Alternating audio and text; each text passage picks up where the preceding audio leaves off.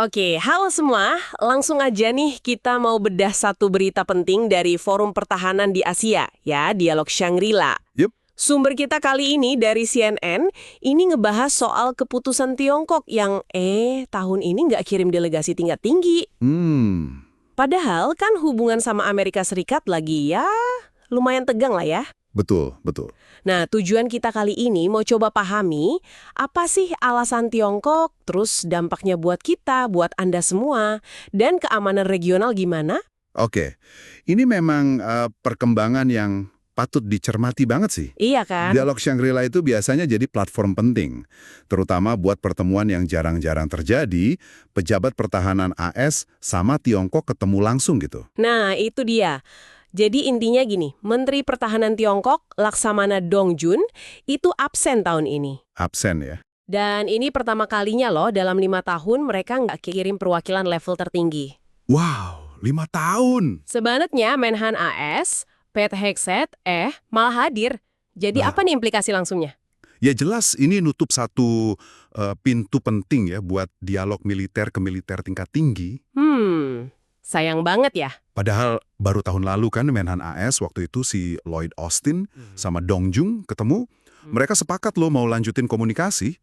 Oh iya, benar. Padahal isunya lagi panas-panasnya tuh, Taiwan, Laut Cina Selatan. Justru itu. Nah, absennya Tiongkok ini terjadi pas komunikasi lagi dibutuhin banget. Jadi makin rumit dong ya. Lalu kenapa ya kira-kira Tiongkok ambil langkah ini?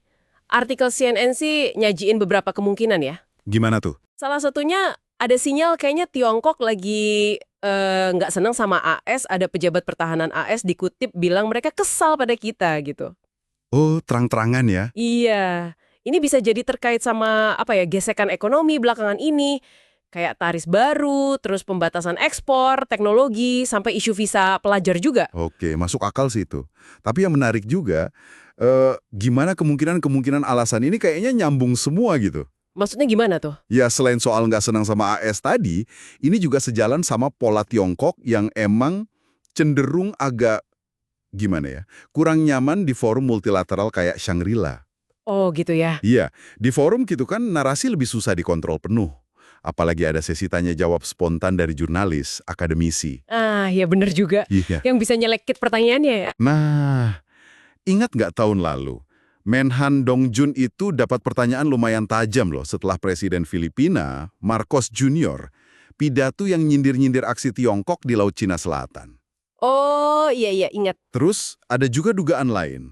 Mungkin mereka mau hindari kritik publik soal dukungan ke Rusia misalnya.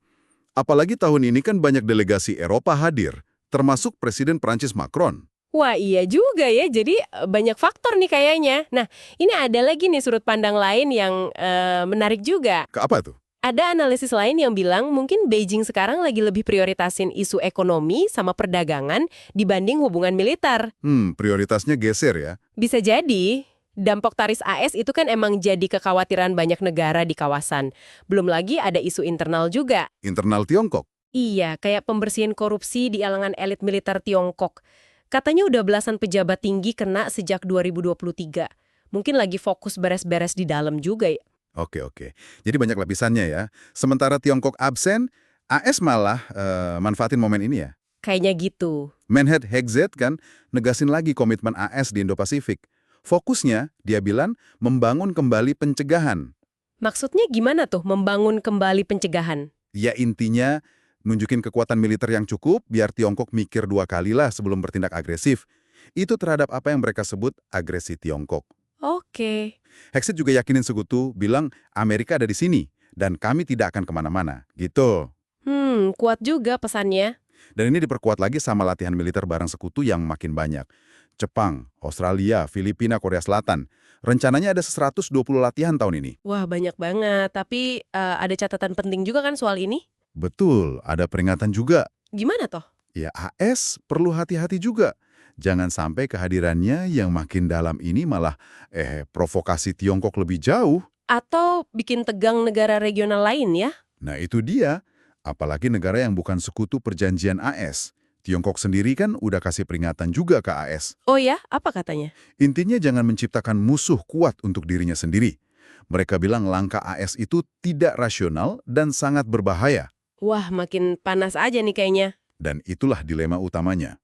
Buat AS, buat negara-negara di kawasan ini juga. Tiap langkah diplomasi atau militer, sekecil apapun, potensinya bisa bikin riak besar. Bener banget. Ini nuntut kalkulasi yang, wah, hati-hati banget dari semua pihak. Jadi kalau dirangkum nih, apa artinya semua ini buat Anda, buat kita semua? Kita lagi lihat Tiongkok kayak narik diri dari forum dialog pertahanan kunci. Sementara AS malah nguatin kehadirannya. Iya, ini kan cerminan nyata ya, gesekan AS Tiongkok yang dampaknya kerasa banget ke stabilitas keamanan, potensi ekonomi juga di Asia. Betul. Alasan Tiongkok tadi bisa jadi campuran kompleks ya, antara nggak seneng sama AS, fokus ekonomi, mau kontrol narasi, atau bahkan masalah internal tadi. Dan kalau kita tarik ke gambaran yang lebih luas lagi ya, Gimana tuh? hilangnya saluran komunikasi militer ke militer di level tertinggi kayak gini tuh selalu ningkatin risiko. Risiko salah perhitungan atau eskalasi yang nggak disengaja. Bahaya banget dong ya. Iya, ibaratnya kayak nyetir di tengah kabut tebel tapi nggak pakai lampu. Resiko tinggi banget. Ini jadi pengingat betapa rapuhnya stabilitas regional saat ini kalau dialognya macet. Bener banget. Nah, sebagai penutup nih, ada satu hal mungkin buat Anda renungin. Oke, apa tuh?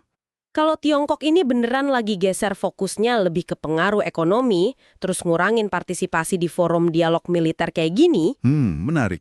nah, gimana peta persaingan kekuatan besar di Asia bakal berubah? Mungkinkah kita bakal lihat semacam perang dingin versi baru gitu, di mana tekanan ekonomi jadi senjata utamanya, gantiin pamer kekuatan militer sebagai panggung utama persaingan? Gimana menurut Anda?